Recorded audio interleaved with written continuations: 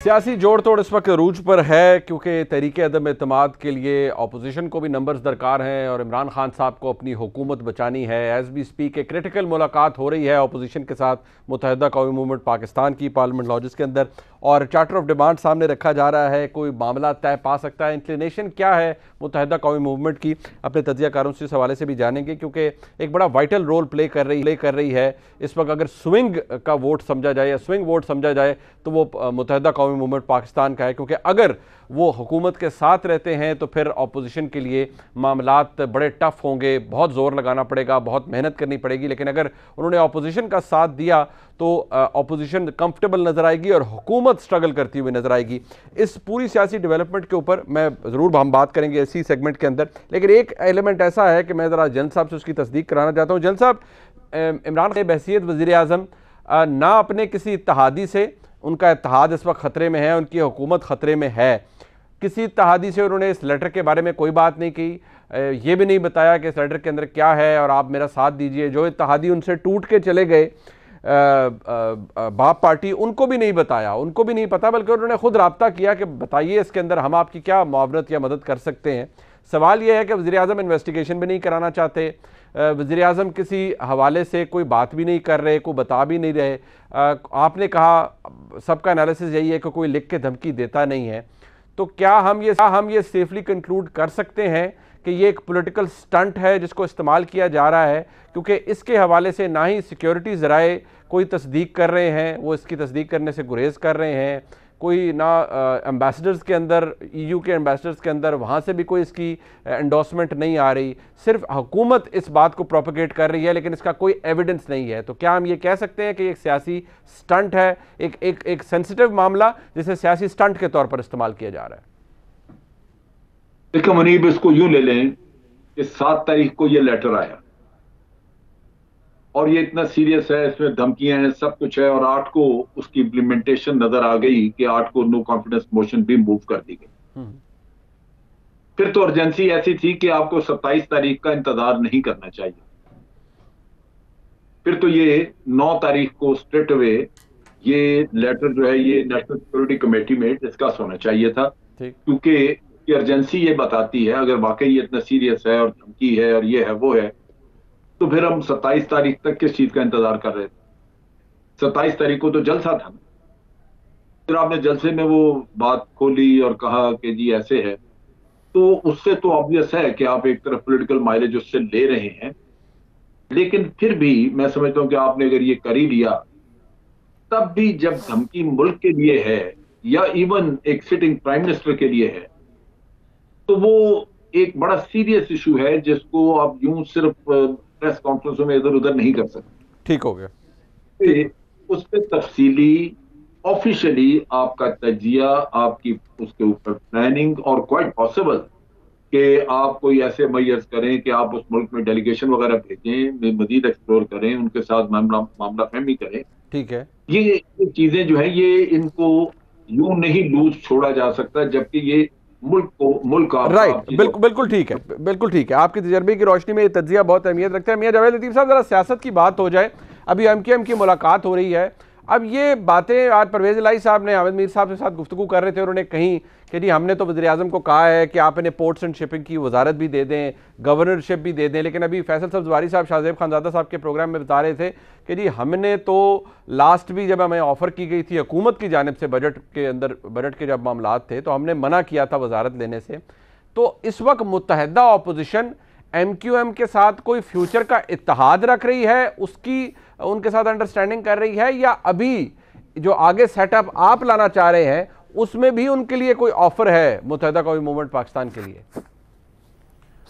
अगर इजाज़त दें तो 1 मिनट में मैं बात वो करना चाहता हूँ। बड़ी संजीदा बात है। देखें, जो अभी बात हो रही है, मेरे भाई मोहतरम अमजद शुएब साहब ने भी की। देखिए, साजिशें मुल्क के ख़िलाफ़, रियासत के ख़िलाफ़, हुकूमतों के ख़िलाफ़ होती हैं, ये एक हकीकत है जिसका इशारा मज़हर अब्बास साहब मेरे भाई हैं उन्होंने भी दिया। उन्होंने भुट्टो का जिक्र किया, ज़ियाउल हक का जिक्र किया कि या रियासत को थ्रेट होना था या हुक्मरानों को होना था। मगर क्या ही अच्छा होता अगर वो फरमा देते कि नाकाबिल तस्खीर पाकिस्तान के दिफा को बनाने में नवाज शरीफ ने जो रोल अदा किया, उनको भी फ़ोन कॉल्स आई, क्या उनके साथ फिर जो सलूक हुआ या सी पैक उन्होंने जो पाकिस्तान के लिए दिया उस वक्त पाकिस्तान को या थ्रेट होना था या नवाज शरीफ को, और क्या ही अच्छा हो ये पिछली जो साजिशें उनको भी बेनकाब किया जाए, आज वाली को भी। अब आ जाएं जो बात आप फरमा रहे हैं MQM के हवाले से। देखिए अदम एतमाद जो है, जब हमने टेबल किया था उस वक्त अपना होमवर्क मुकम्मल करने के बाद किया था और इत्तेहादियों के बगैर किया था। ठीक है, अब आ जाएं जो चौधरी साहब हैं या बाप पार्टी है या MQM है, जो इत्तेहादी हैं नॉन, अब देखें उनमें से हमारी भी बात उनके साथ चल रही है, जाहिर है हुकूमत वक्त की भी बात चल रही होगी। अगर हम बात करते हैं तो वो बेज़मीरे हो जाते हैं, अगर हमारे साथ आते हैं तो अगर उनके साथ चले जाते हैं तो शायद उनको साजिश का इल्म हो जाता है जो मुल्क के ख़िलाफ़ हो रही है, या इमरान खान साहब उनको ख़त दिखा देते हैं। मगर मैं ये अर्ज़ करता जाऊँ कि 4 अप्रैल तक अगर तो मुनीफ फ़रूक साहब इस साजिश को, आज तक तो वो चीफ़ एग्जेक्टिव हैं, इस साजिश को बेनकाब कर लें बहुत अच्छा है, मगर 4 अप्रैल के बाद अगर हम कामयाब होते हैं अदम एतमाद में तो इस साजिश को हम जरूर बेनकाब करेंगे। ठीक है, और वो आप करेंगे, बट सर मुझे ये बता दें, आप MQM को कोई खास आपकी अंडरस्टैंडिंग, आपने कहा इत्तेहादियों के बगैर आपने होमवर्क किया था, लेकिन बहुत कुछ बीच में तब्दील भी हो रहा है ना। ये जो हुआ चौधरी बरादरान के साथ या चौधरी साहबान चले गए, हुकूमत की जानिब वजारत आला उन्हें मिल रही है, उस पर भी मैं आऊँगा, लेकिन ये कुछ तब्दीलियाँ भी हो गई, कुछ सरप्राइजेज हैं। तो MQM के हवाले से आप या मुत्तहिदा अपोजिशन कितनी कॉन्फिडेंट है? देखें जो उनके तहफ़्फ़ुज़ात हैं हुकूमत वक्त जो सिंध की है पीपल्स पार्टी से, यकीनन इत्तेहादी जो हैं अपोजिशन के, उन्होंने उनके तहफ़्फ़ुज़ात दूर करने की कोशिश की है और मुस्लिम लीग नून भी उसमें शामिल है उनको गारंटी देने के लिए। जिस तरह आप ये कह सकते हैं कि चौधरी परवेज़ लाई को पीपल्स पार्टी गारंटर बन रही थी कि अगर आपके तहफ़्फ़ुज़ात मुस्लिम लीग नून से हैं तो हम गारंटर हैं, इसी तरह MQM से अच्छा, हमारे डायलॉग भी चल रहे हैं। साहब, क्योंकि आपकी मौजूदगी का मैं फ़ायदा उठाता हूँ, वो चौधरी परवेज़ लाई साहब ने कहा कि मरियम नवाज शरीफ साहबा की उनको ये बात पसंद नहीं थी कि चौधरी परवेज़ लाई साहब बने वज़ीर आला पंजाब, और दूसरी बात ये कि जो आप ऑफ़र उन्हें दे रहे थे वो तो महज 3-4 माह के अरेंजमेंट की थी, जबकि हुकूमत के साथ उनके मामलात लंबे चल सकते हैं। एक फैक्टर ये भी है उनका हुकूमत में जाने का, तो ऐसे ही था 3-4 माह की ऑफ़र थी आपकी कि वज़ीर आला बन जाए 3-4 माह के लिए?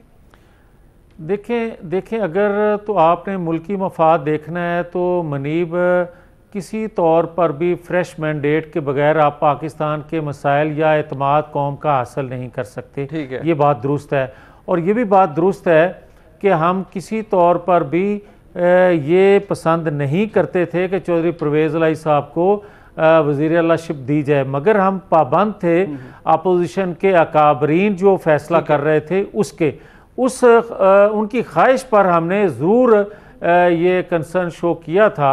मगर जब आज उनके साथ चीज़ें सामने आ रही हैं तो वो भी चीज़ें आप देख लें।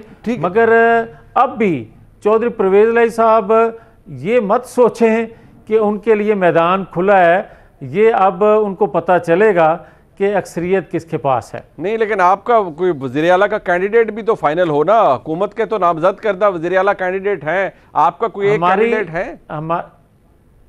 हमारे जो कैंडिडेट हैं यकीनन मुस्लिम लीग से तो हमजा शहबाज हैं, मगर हम क्योंकि इत्तेहाद में बैठे हैं इसलिए हम इत्तेहादियों की ख्वाहिश का एहतराम करते हुए जो फैसला, अलीम खां भी है और भी नाम है, वो यकीनन जो फैसला करेंगे हम उसकी पाबंदी करेंगे।